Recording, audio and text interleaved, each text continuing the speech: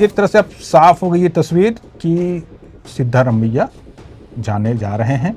DK Shiv Kumar Karnataka में आ रहे हैं। कांग्रेस भवन में बैठे या अपने घर में बैठे हैं, उनकी मौजूदगी ही उनके समर्थकों को और कार्यकर्ताओं को मनोबल देता रहेगा कि भाई हमारे पीछे भी सिद्धा हैं। नया विवाद का इंतजार करना होगा डीके शिव कुमार को। तब मठों के आगे जो है बैनर्स लग गए और उनके मांग की गई कि 2.5 साल के बाद अब डीके शिव कुमार को बनाओ। हुआ ये कि जो पुराने विश्वस्त जो सिद्धारमैया हैं उनको सीएम की कुर्सी मिल गई।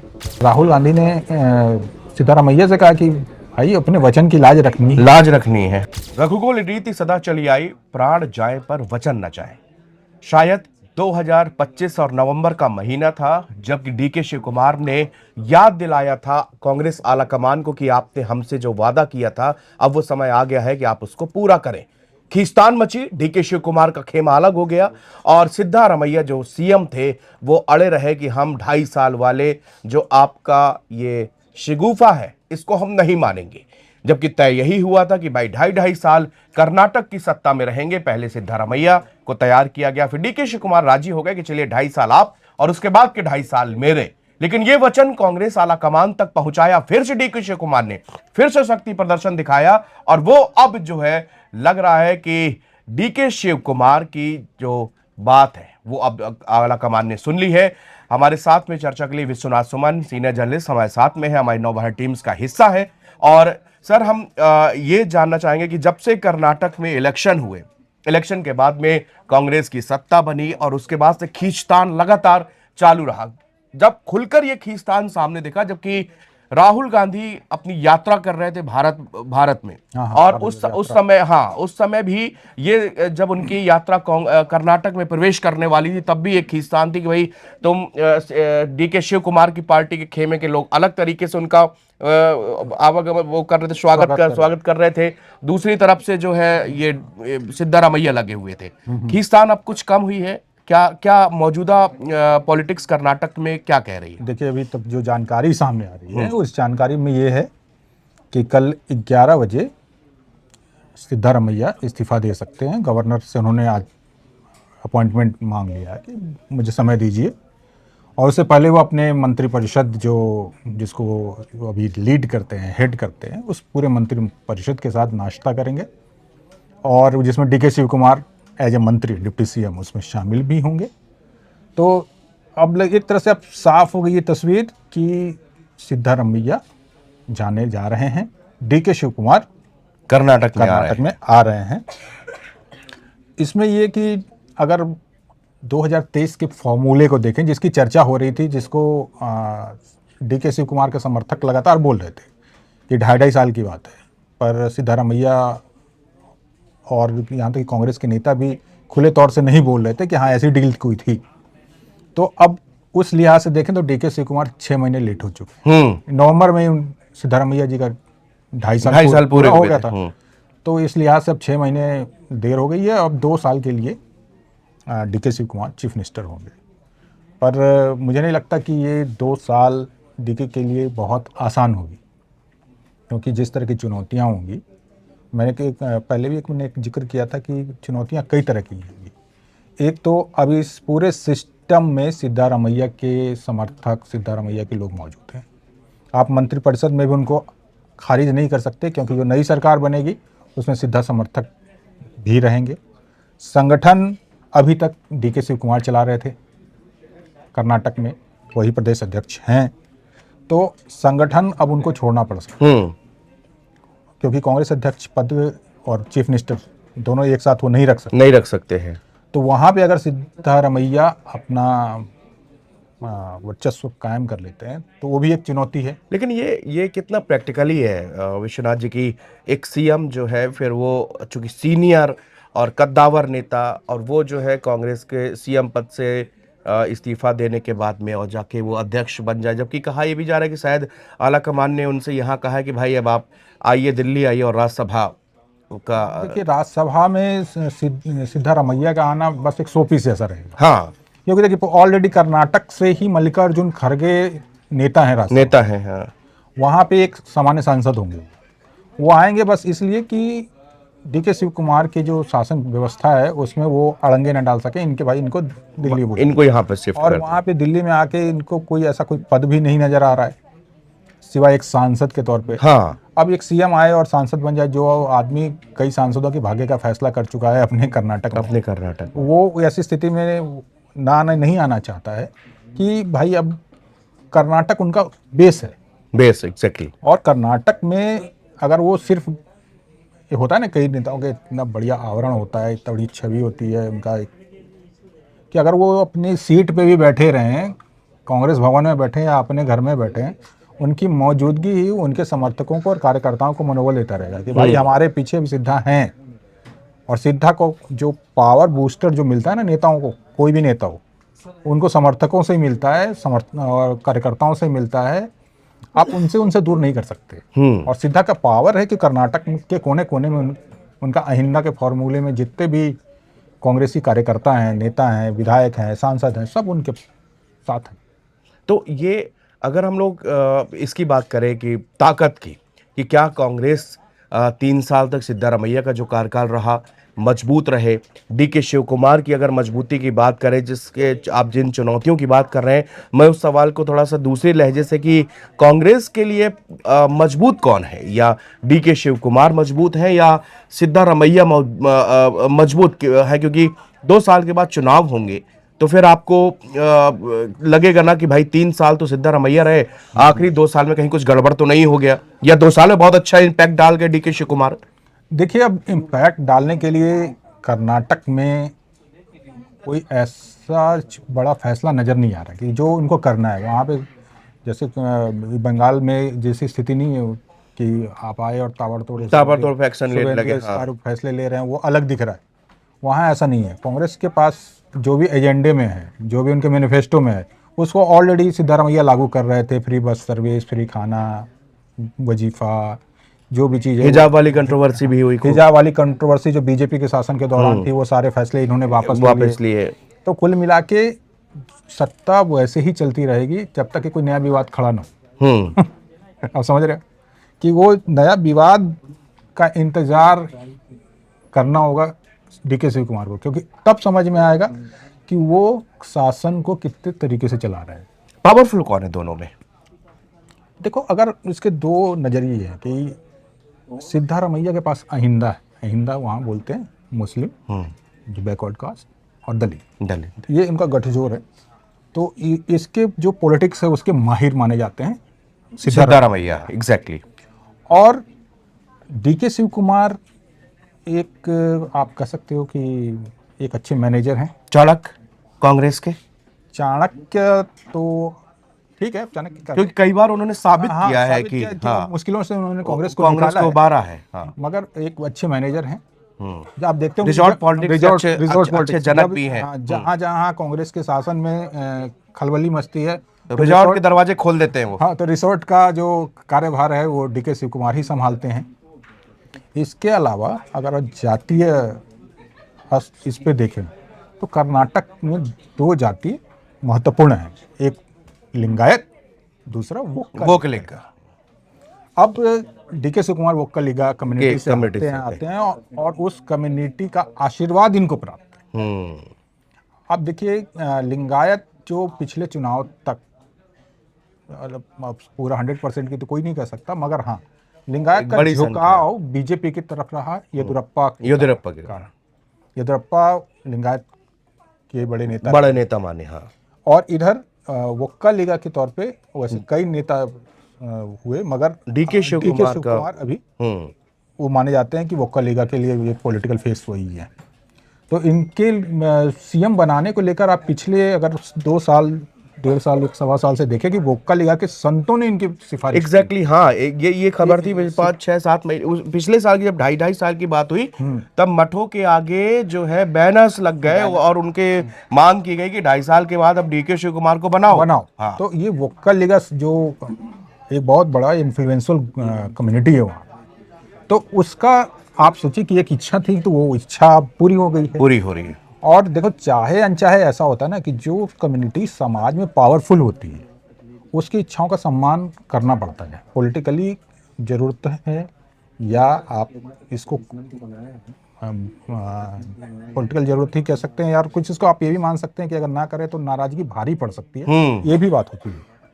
लेकिन इधर पे एक पॉइंट और भी विश्वनाथ जी आ रहा है कि अगर अहिंदा नाराज हो जाएंगे तब अहिंदा के देखिए, अहिंदा की नाराजगी आज की डेट में थोड़ा सा कांग्रेस को ज़्यादा परेशान इसलिए नहीं कर सकती कि जो बीजेपी का जो वोटर, मैंने खासकर मुस्लिम वोट की बात कर ले, इसमें अहिंदा नाराज होकर भी बीजेपी की तरफ नहीं जा सकता। जेडीएस अपने गठबंधन में का जो हिस्सा गठबंधन का हिस्सा है BJP, HD Kumaraswamy. HD Kumaraswamy वाली, तो अब वो वोट एचडी कुमारस्वामी को भी नहीं मिलेगा। तो मुस्लिम वोट जो अहिंदा का एक पार्ट है, वो आज हो कल हो, अभी कांग्रेस नेतृत्व को लगता होगा कि अभी की स्थिति में तो वो कांग्रेस के पास ही है। पास में ही रहेगा। रहा दलित और ओबीसी, तो दलित ओबीसी वोट बंटते रहे। आप पिछले चुनाव में देखें, जब जेडीएस या बीजेपी सत्ता में आई है, तो ऐसा नहीं रहा कि सिर्फ लिंगायत और के भरोसे आ गई या कुछ वोकल कम्युनिटी के लोग खड़े हुए, ऐसा नहीं था। दलित और जो ओबीसी वोट हैं वो बढ़ते रहे, मगर इनका जो ठोस मुस्लिम वोट इसको कहते हैं, वो कांग्रेस के पास रहेगा। इसलिए कांग्रेस को ज़्यादा अहिंदा को लेकर टेंशन नहीं है। यही है इसका, इसलिए डीके शिव कुमार इस स्थिति में थोड़ा ऊपर भी आया। अच्छा, एक बार ये भी देखा जाता है कि एक तो कांग्रेस की स्थिति पूरे देश में क्या है हम सब जानते हैं। इस समय अगर हम देखें तो हिमाचल में, तेलंगाना में और कर्नाटक और केरल और तमिलनाडु को जोड़ लें तो इन राज्यों में गठबंधन में और लेके और सरकार, और मुझे लगता है कि इसमें इतने स्टेटों में सरकार है कांग्रेस की। सीएम पद को लेकर हमेशा खींचतान क्यों रहती है? केरल में भी देखिए बहुत दिन तक ये रहा क्या कि इधर पे भी देखिए कर्नाटक में जब से सरकार बनी है लेकर आज तक वहां पर विवाद रहा है। ये देखिए, ये इसको अगर आप थोड़ा ऐसे देखें कि कांग्रेस लगातार नेशनल स्तर पे चुनाव हार रही है पिछले 15 साल से, और हिंदी पट्टी में तो कांग्रेस तकरीबन बिल्कुल साफी हो गई। हिमाचल एक है जो कांग्रेस के पास, बाकी बचते हैं दक्षिणी राज्य, केरला है और आपका कर्नाटका है। तो इस तरह जहाँ पे कांग्रेस है वहाँ पे दिक्कत ये होती है कि जो देखो, दो चीज़ें हैं, मैं ऐसे बताऊं। एक है कि जो पुराने कांग्रेसी हैं जिन्होंने संगठन जीवन गंवा दिया संगठन के लिए, संगठन के लिए काम किया। एक वो हैं जिन्होंने बुरे दौर में कांग्रेस को अच्छे प्रदर्शन के लिए मदद की, जैसे डीके शिव कुमार। ये कर्नाटक में उस समय एक्टिव हुए जब बीजेपी पावरफुल थी। आपको याद होगा 2019 की घटना कि उनके यहाँ तिहाड़ जेल में थे डीके शिव कुमार, और सोनिया गांधी मिलने गई थी। तो वैसे बुरे दौर से निकल के फिर डीके शिव कुमार आते हैं, चुनाव में लगते हैं और पूरा इन्फ्लुएंस करते हैं, बीजेपी सरकार के खिलाफ कैंपेन चलाते हैं, जो भी है, सीटें मैनेज करते हैं, लोग मैनेज करते हैं, कार्यकर्ताओं को करते हैं। और जब रिजल्ट आता है 2023 में, जब भी कांग्रेस को 135 सीटें मिलती हैं फुल मेजॉरिटी, क्योंकि बीजेपी सरकार फुल मेजॉरिटी की नहीं थी। आपको याद होगा।